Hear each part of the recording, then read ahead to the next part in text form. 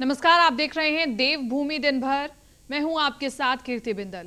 राज्य के सरकारी कर्मचारियों को सीएम पुष्कर धामी का बड़ा तोहफा है। सीएम धामी ने दीपावली पर कर्मचारियों को बड़ी सौगात दी है।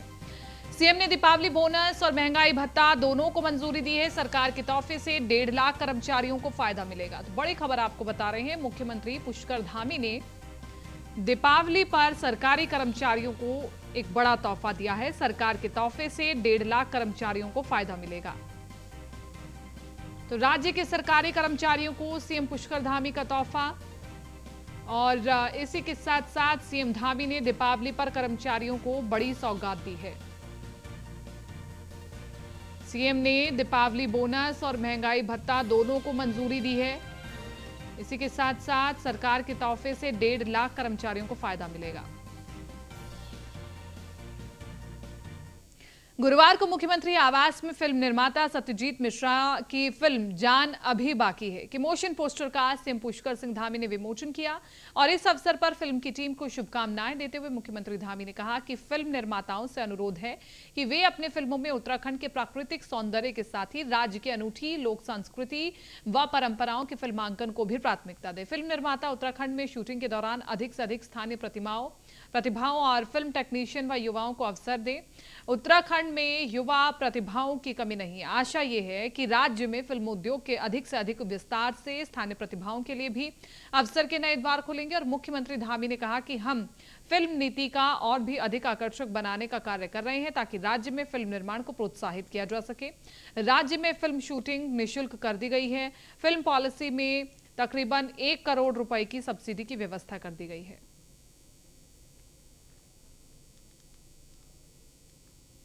हिमालयी राज्यों में कैसे आपदा से नुकसान कम हो, इसके लिए नैनीताल के एटीआई में मंथन चल रहा है। कार्यक्रम का उद्घाटन नैनीताल विधायक सरिता आर्य ने किया। तो राज्य के मुख्यमंत्री इस कार्यशाला में वर्चुअली जुड़े। केंद्र सरकार के सहयोग से 2 दिवसीय पर्वतीय राज्यों की क्षमता के विकास पर चल रही इस सेमिनार में 11 राज्यों के अधिकारी शामिल हुए। और इस दौरान मुख्यमंत्री पुष्कर सिंह धामी ने कहा कि पूरे विश्व में ना आज सिर्फ तापमान बढ़ रहा है बल्कि ग्लोबल वार्मिंग भी एक बड़ा खतरा है, जिससे पीने के पानी का संकट खड़ा हो सकता है। सीएम ने कहा कि इस सेमिनार से जो नतीजे आएंगे वो हमारे कार्यालय को भी भेजें।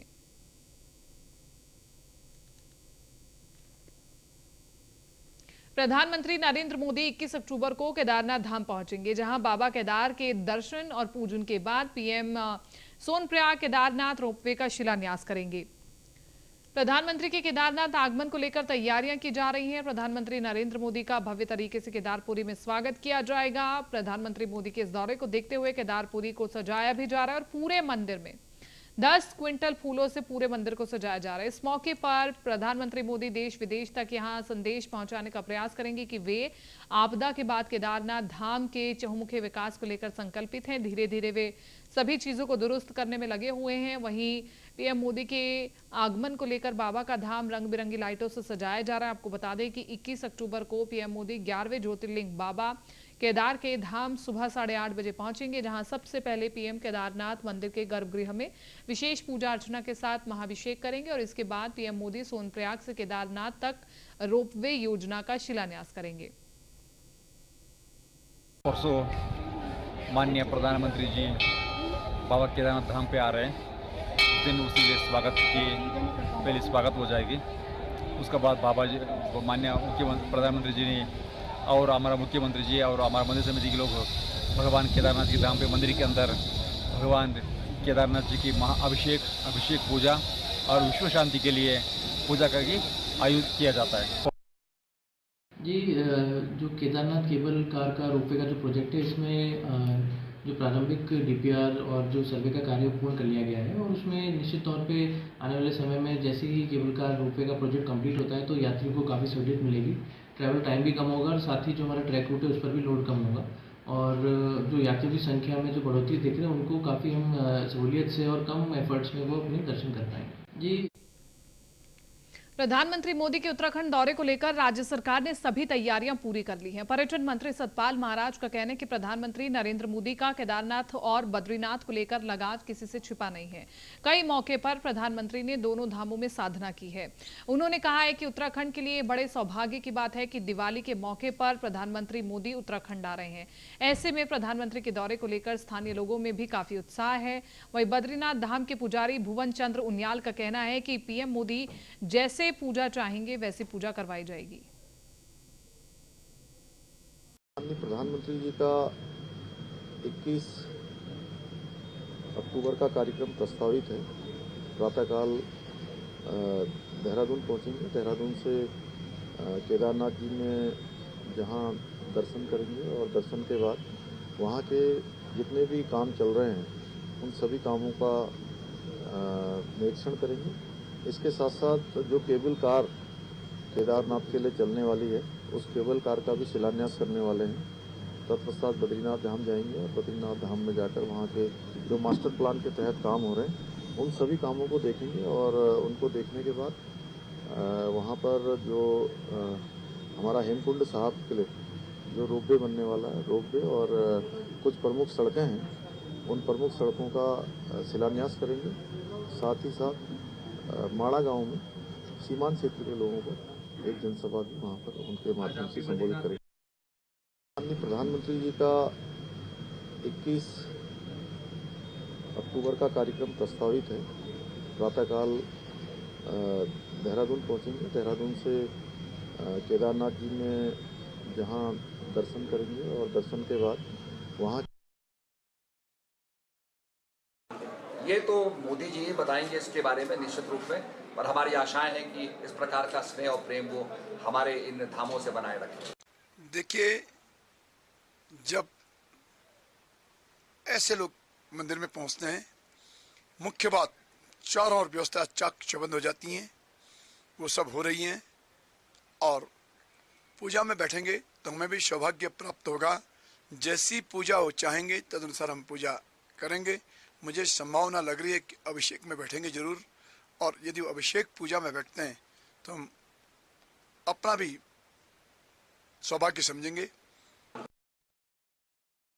बाबा केदार के अनन्य भक्त प्रधानमंत्री नरेंद्र मोदी का उत्तराखंड दौरा बेहद खास होगा।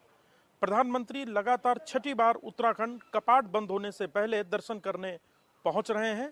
प्रधानमंत्री का यह दौरा अध्यात्म के साथ ही देश की सुरक्षा व रक्षा के लिहाज से भी अहम होगा, क्योंकि 2 नए राजमार्गों के निर्माण का कार्यक्रम भी प्रधानमंत्री के द्वारा शिलान्यास रखकर प्रस्तावित किया गया है। साथ ही चीन सीमा पर बसे माड़ा गांव में भी प्रधानमंत्री की एक सभा रखी गई है। प्रधानमंत्री नरेंद्र मोदी के दौरे को लेकर राज्य सरकार जहां उत्साहित है, वहीं पहाड़ के लोग भी प्रधानमंत्री को देखने और सुनने के लिए आतुर है। कैमरा सहयोगी संदीप के साथ सुदीप जैन, न्यूज़ 1 इंडिया। बाबा केदार के रुद्रपुर में भारत नेपाल समन्वय समिति की बैठक हुई और इस बैठक में नेपाल में 20 नवंबर को होने वाले आम चुनाव के साथ दोनों देशों के बीच में आपसी समन्वय बनाने को लेकर चर्चा हुई। साथ ही दोनों देशों के बीच नशे के साथ साथ मानव तस्करी, अपराधियों की आवाजाही पर रोक लगाने के साथ साथ सीमांकन के विवाद को निपटाने को लेकर के भी बातचीत हुई। इस बैठक में नेपाल के कैलाली और कंचनपुर जिले और उत्तराखंड के उधम सिंह नगर और चंपावत, उत्तर प्रदेश के लखीमपुर और पीलीभीत जनपद के डीएम, सीडीओ और पुलिस के अधिकारियों ने हिस्सा लिया। में चुनाव हो रहे हैं, इसको लेकर एक तो जो 72 घंटे की जो डेडलाइन है जिसमें लेके हम लोग कंट्रोल कर लेते हैं, लोगों का जाना कंट्रोल कर लेते हैं। इसके साथ साथ ऐसी गतिविधियां जिससे कि वहाँ चुनाव प्रभावित हो, उसको लेकर भी सूचनाओं का आदान प्रदान हुआ है कि फ्लो ऑफ मनी या फ्लो ऑफ कोई ऐसी चीज़ जिनका इलेक्शन में दुष्प्रभाव या इस्तेमाल करके चुनाव प्रभावित किया जा सके, इन चीज़ों पर रोकथाम लगाने के लिए हम लोग संकल्प हैं। Announced by our group leader, CD of Kanchanpur district. Basically, our main focus is to seal the border prior to election date, and secondly, we have how to control and share information among security personnel from both side, and to facilitate postal road and to control illegal trafficking of human trafficking, things trafficking, that such type of things have been discussed here. We have discussed in very cordial manner with our counterparts of 4 districts. Basically, we discussed on the management of the electoral security, and we agreed upon for sealing the border prior to the 72 hours of the election day. Accordingly, we discussed in various issues related with trade facilitations, friendly behavior with the people crossing the borders, and many other issues related with like forest, wildlife, irrigations. Uttarakhand सरकार ने स्वास्थ्य सेवाओं के लिए बने golden card की खामियों को लेकर एक कमेटी का गठन कर दिया है, जो कि कर्मचारियों, आश्रितों और रिटायर्ड कर्मियों को इस कार्ड से इलाज कराने में आ रही दिक्कतों को दूर करेगी। राज्य सरकार ने इस कमेटी में कर्मचारी संगठनों को भी प्राथमिकता दी है, ताकि बातचीत कर सही रास्ता निकाला जा सके। सचिवालय संघ के अध्यक्ष दीपक जोशी ने सरकार के प्रयास का स्वागत भी किया है। दुर्भाग्य का विषय है, स्वास्थ्य प्राधिकरण के स्तर पर जो हिलावाली की जा रही है, जो बिलों को लेकर जो आपत्तियां लगाई जा रही हैं और हॉस्पिटल्स को अब तक इम्प्लीमेंट ना करना, ये बड़ा खेद का विषय है और 2 साल से लगातार हम लोग इस बात की डिमांड कर रहे हैं। उम्मीद है कि अब इस समिति के द्वारा हम लोग प्रभावी ढंग से अपनी बात को रखेंगे और स्वास्थ्य मंत्री जी के स्तर पर चूँकि ये मामलों को निस्तारण होना चाहिए था, वो अब तक नहीं किया गया, अब प्राधिकरण पे छोड़ दिया गया और इसके बाद अब स्वास्थ्य निदेशालय पे छोड़ दिया गया। तो इसके बाद अगर नहीं होता है तो मुझे लगता है कि पूरे प्रदेश का कर्मचारी इस गोल्डन कार्ड की खामियों को लेकर लामबंद होगा और सड़कों पर जाके अपने इस जायज मांग को, अधिकार को प्राप्त करेगा। दुर्भाग्य उत्तराखंड सरकार 1000 पदों पर राज्य के शिक्षा विभाग में बीआरसी, सीआरसी पदों पर नियुक्ति करने जा रही है। ब्लॉक और न्याय पंचायत स्तर पर इनकी तैनाती होगी। राज्य के शिक्षा विभाग ने सरकार के निर्देशों पर इसका पूरा प्लान तैयार कर लिया है। शिक्षा महानिदेशक बंशीधर तिवारी ने बताया कि बीआरसी, सीआरसी तैनाती के लिए सभी तैयारियां पूरी कर ली गई हैं। इन्हें संकुल प्रभारी भी कहा जाता है। उनका काम 2 विद्यालयों के बीच प्रबंधन और आवश्यकता पढ़ने पर शिक्षा देना भी होता है। इस व्यवस्था से राज्य में सरकारी विद्यालयों में पठन पाठन का काम और मजबूत होगा। इस पद पर आउटसोर्सिंग एजेंसी के माध्यम से 1000 युवाओं को नौकरी मिलेगी।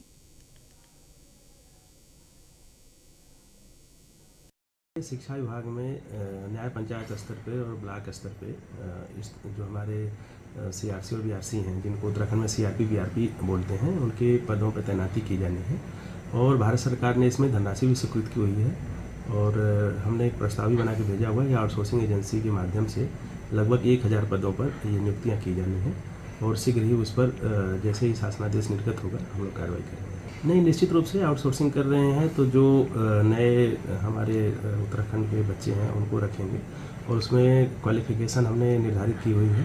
और जो आपने कार्य के बारे में पूछा है तो इसमें 2 तरह के कार्य इनके होते हैं, एकेडमिक्स भी होता है और उसमें जो एडमिनिस्ट्रेटिव भी होता है। तो मिड डे मील की व्यवस्था करना या एकेडमिक्स में अगर किसी स्कूल में अगर किसी तरह की पढ़ाई की दिक्कत हो रही है उसको दूर करना, एक स्कूल के टीचर को दूसरे स्कूल में ले जा करके पढ़ाना, मतलब इस तरह की जो भी दिक्कतें परेशानियां उनको लोकल स्तर पे होती हैं उनको दूर करने का काम होता है। अभी हमारे विभागीय जो शिक्षक हैं वही इन पे तैनात थे, तो पिछले वर्ष इनको हटा दिया गया था। तो ये सारे पद हमारे रिक्त हैं जिसपे नए लोगों की। शहरी विकास मंत्री डॉक्टर प्रेमचंद अग्रवाल ने देहरादून के राजपुर स्थित डॉक्टर श्यामा प्रसाद मुखर्जी पार्क में लाइट एंड शो का शुभारंभ किया। इसी के साथ पार्क को जनता को समर्पित कर दिया गया है और इस दौरान मां गंगा पर आधारित 20 मिनट की डॉक्यूमेंट्री दिखाई गई, जिसमें मां गंगा के स्वर्ग से धरती पर अवतरित होने तक की कहानी थी।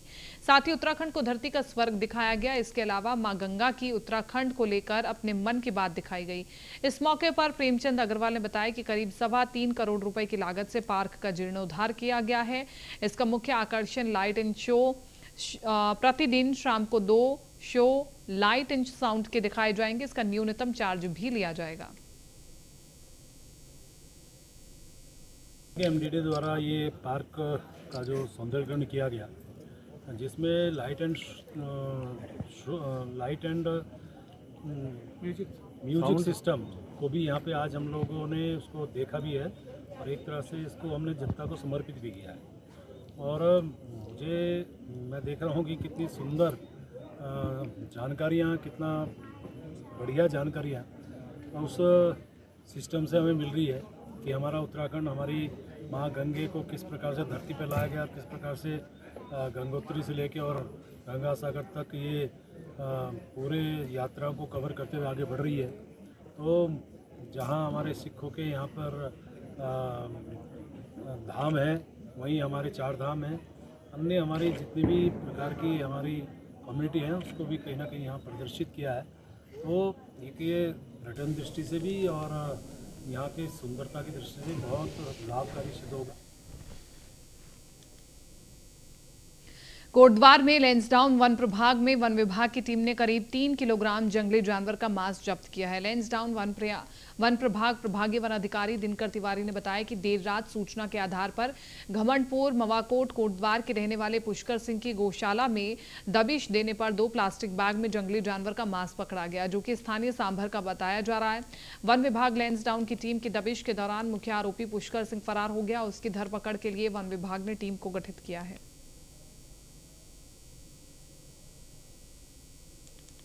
हमें एक सूचना मिली मुखबिर से कि गांव में कोई जो है जंगली जो है जानवर का मांस लाया है।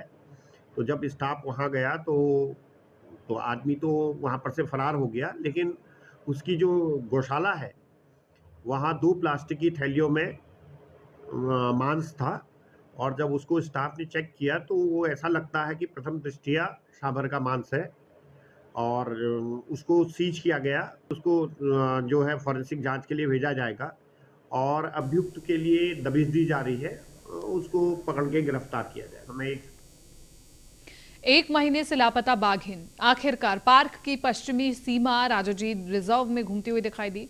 बाघिन बेरीवाड़ा रेंज में लगाए गए ट्रैप कैमरे में कैद हुई है। बाघिन के मिलने के बाद वन विभाग ने राहत की सांस ली है। पिछले 10 दिनों से वन विभाग की 4 टीमें बाघिन की खोज में लगी हुई थी। बाघिन के गले में दिसंबर 2020 में लगाए गए सैटेलाइट रेडियो कॉलर भी सुरक्षित है। बैटरी खत्म होने से बाघिन की मॉनिटरिंग नहीं हो पा रही थी। आपको बता दें कि करीब 1 महीने पहले रानी नाम की बाघिन लापता हो गई थी। अधिकारियों के नेतृत्व में 4 टीमों का गठन किया गया था, जो कि बाघिन की तलाश में जुट गई थी। इस दौरान बेरीवाड़ा और रामगढ़ रेंज में बाघिन के पदचिन्ह मिले। माप लेकर के इनका मिलान कराया गया। दोनों रेंज में ट्रैप कैमरे बढ़ाए गए। अब बेरीवाड़ा रेंज के ट्रैप कैमरों में बाघिन की गतिविधि कैद हुई है।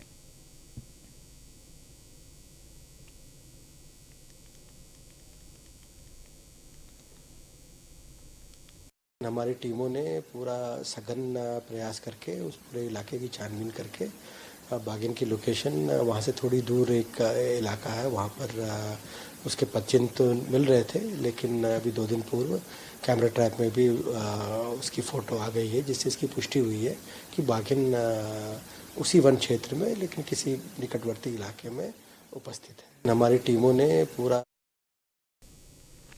बीजेपी के उत्तराखंड प्रभारी दुष्यंत गौतम के विवादित बयान के बाद कांग्रेसी गुस्से में है। अल्मोड़ा में गुरुवार को कांग्रेस कार्यकर्ताओं ने दुष्यंत गौतम का पुतला फूंका और जमकर नारेबाजी की। कांग्रेस नेताओं ने कहा कि देवभूमि में आकर यहां के देवी देवताओं और महिलाओं के लिए इस तरह का बयान निंदनीय है। कांग्रेस ने बीजेपी से दुष्यंत गौतम को तत्काल उत्तराखंड प्रभारी के पद से हटाने की मांग की है। आपको बता दें कि दुष्यंत गौतम ने बुधवार को विवादास्पद बयान दिया था और कहा कि कांग्रेसी मंदिरों में लड़कियां छेड़ने जाते हैं। भारतीय जनता पार्टी के प्रदेश के प्रभारी देवभूमि उत्तराखंड में आकर के यहाँ के देवी देवताओं के मंदिरों के और देश की जो पूजनीय है नारी समाज के लिए जो अपशब्दों का, बहुत ही निंदनीय शब्दों का उपयोग करते हैं, उन सब के लिए कांग्रेस पार्टी उसकी घोर निंदा करती है और भारतीय जनता पार्टी के केंद्रीय नेतृत्व से मांग करती है ऐसे निंदनीय सोच वाले, छोटी सोच रखने वाले लोगों को उनके पदों से मुक्त कराए, यहाँ से उनको उत्तराखंड से प्रभारी पद से उसको हटाए, तुरंत हटाए। देहरादून स्थित कांग्रेस कार्यालय के बाहर भी कांग्रेस कार्यकर्ताओं ने बीजेपी सरकार और उत्तराखंड बीजेपी के प्रदेश प्रभारी दुष्यंत गौतम का पुतला दहन किया और कांग्रेस नेताओं ने आरोप लगाते हुए कहा कि कांग्रेस पार्टी की तरफ से सरकार के खिलाफ जब कोई बयान जारी किए जाते हैं तो सरकार तुरंत एक्शन लेकर कांग्रेस कार्यकर्ताओं के खिलाफ मुकदमे दर्ज करवा देती, लेकिन जब बीजेपी के नेता ऐसा कुछ करते हैं तो सरकार कोई भी कार्रवाई नहीं करती है। आज जो दुष्यंत गौतम और भाजपा के नेताओं द्वारा सनातन धर्म को बदनाम करने का जो एक काम कर रहे हैं, पहले भी भाजपा के विधायक बंशीधर भगत जी ने देवी देवताओं का अपमान किया है, उसके बाद उनके प्रभारी दुष्यंत गौतम सनातन धर्म को बदनाम करने का काम कर रहे हैं और ऐसी टिप्पणियां कर रहे हैं कांग्रेस कार्यकर्ताओं के लिए जो कि बिल्कुल बर्दाश्त नहीं की जाएंगी। मुझे लगता है दुष्यंत गौतम जी की मानसिक स्थिति खराब हो गई है, उन्हें इलाज की सख्त आवश्यकता है, वो अपना इलाज कराएं और तब सनातन धर्म की बात करें। आज जो दुष्यंत गौतम